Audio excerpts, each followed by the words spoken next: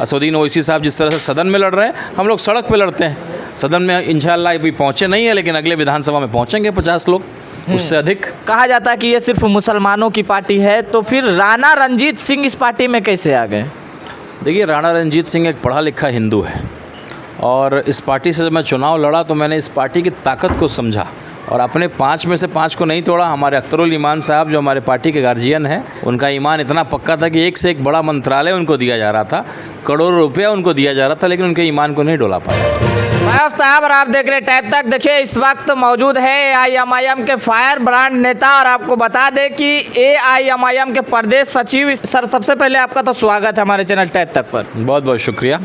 आपको यूट्यूब पे देखने का मुझे मौका मिला था, बट आज आपसे रूबरू होने का मौका मिला, और आपका एनर्जी लेवल देख करके जो है दिवाली की याद आ गई। एकदम कान के पास पटाखा मारा आपने, चलिए, बहुत अच्छी बात।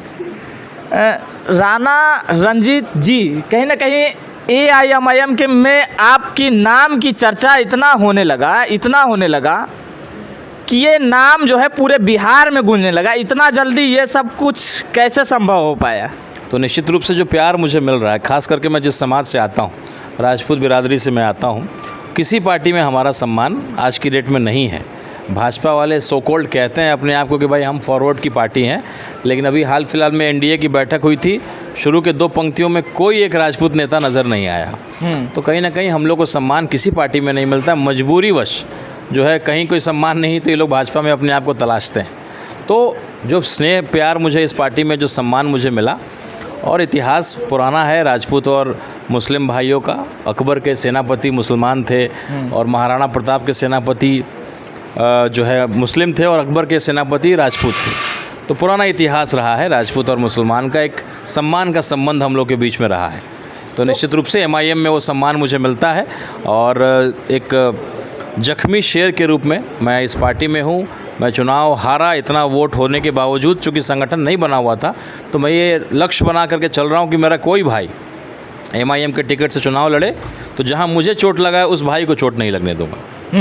यही ठान के आप चल रहे हैं? यही लक्ष्य लेकर के चल रहा हूँ, और एक जख्मी शेर के रूप में। और जहाँ भी MIM लड़ेगी उसको खूब मजबूत करना है, संगठन को मजबूत करना है।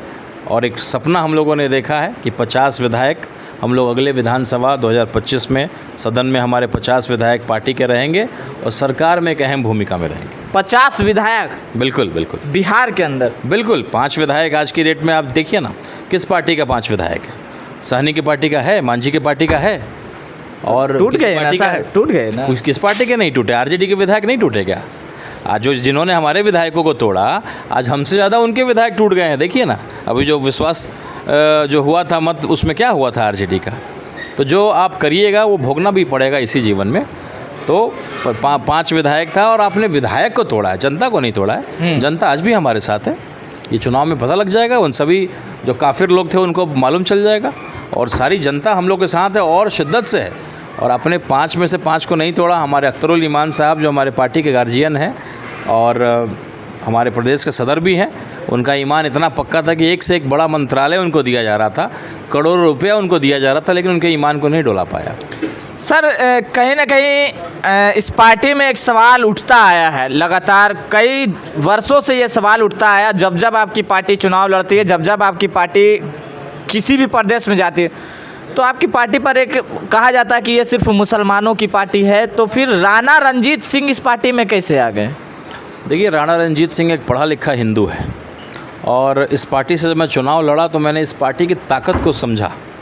जिस तरीके से नौजवान, खास करके जो 40 के नीचे का जो नौजवान है, इतनी शिद्दत से इस पार्टी में जुड़ रहा है, इतनी तेज़ी से जुड़ रहा है।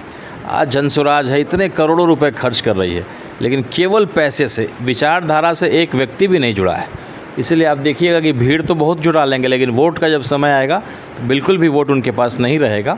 तो इस पार्टी की ताकत को एक हिंदू का लड़का समझ चुका है, और इसीलिए इस पार्टी से मैं जुड़ा हुआ हूँ। और ये फ्रीडम कहाँ मिलेगा? मैं चैलेंज करता हूँ कि RJD का कोई भी कार्यकर्ता ये भगवा रंग का गमछा रख सकता है क्या? लेकिन हमारे पार्टी में कोई रोक टोक नहीं। अब भगवा रखिए, नीला रखिए, आपका विचार, आपका काम गरीबों के लिए, दलित के लिए और मुस्लिम की कोई रोक टोक नहीं है। ना पूजा के लिए रोक टोक है, ना कोई रोक टोक है। अगर कोई आपको ये विवश करे कि नहीं भैया आप मुसलमान की पार्टी में हैं तो टीका नहीं लगाइएगा, भगवा गमछा नहीं रखिएगा, एक ही मकसद है, गरीबों की सेवा करना।